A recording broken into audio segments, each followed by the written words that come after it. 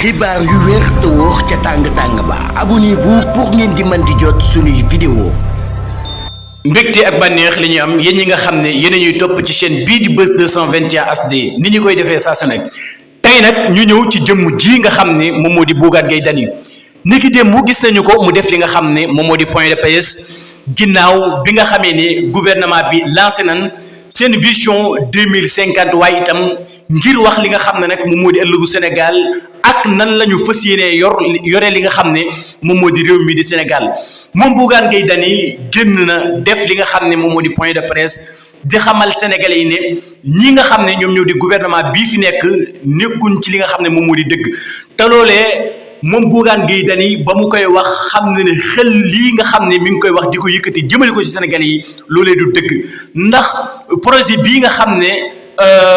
gouvernement bi teg nañu ko pour ëllëgu Sénégal nekk na loo xam ne lu existé la waaye itam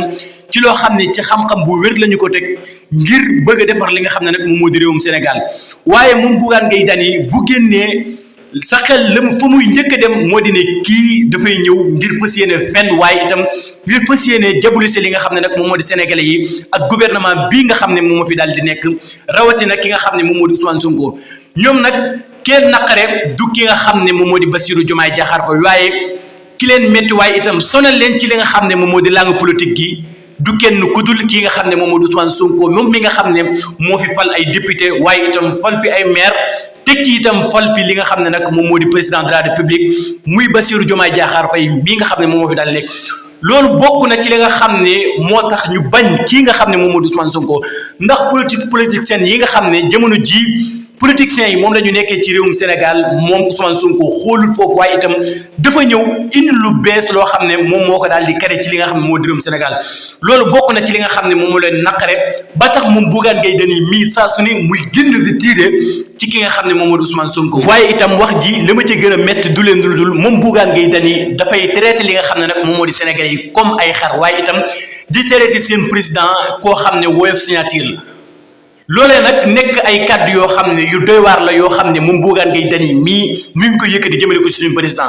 wóorut a traité benn yoon suñu président bii nga xam ne moom moo di Bassirou Diomaye Diakhar Faye naan ko dangaa woyof li nga xam ne nag moom moo di signature waaye itam teg ci naan ko yow amoo benn dogal dangaay topp ci ginnaaw ki nga xam ne nag moom moo di Ousmane Sonko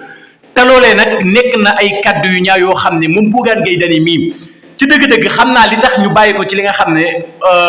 biñ ko jàppee ñu bàyyi ko muy élection législative yi Bougane Gueye Dany kàddu yi muy yëkkati ñaaw na waaye itam dafay wax loo xam ne du ci am benn preuve moom daal ci gàttal la mu bëgg a opposé woo lii nga xam ne nag moom moo di gouvernement bii fi nekk moom moo di ay fen ak i sos ak i mensonge ci la bëgg daal di tënku ba nekk dara ci li nga xam ne nag moom moo di réew mi waaye itam moom la mu waroon a xam moo di lii saa bu koy def Sénégalais yi dañu koy gën a bañ yow lu ñor nga génn lu ñor nga génn loo xam ne concerné wul li nga xam ne nag moom moo di say mbir ngay génn di ci wax waaye itam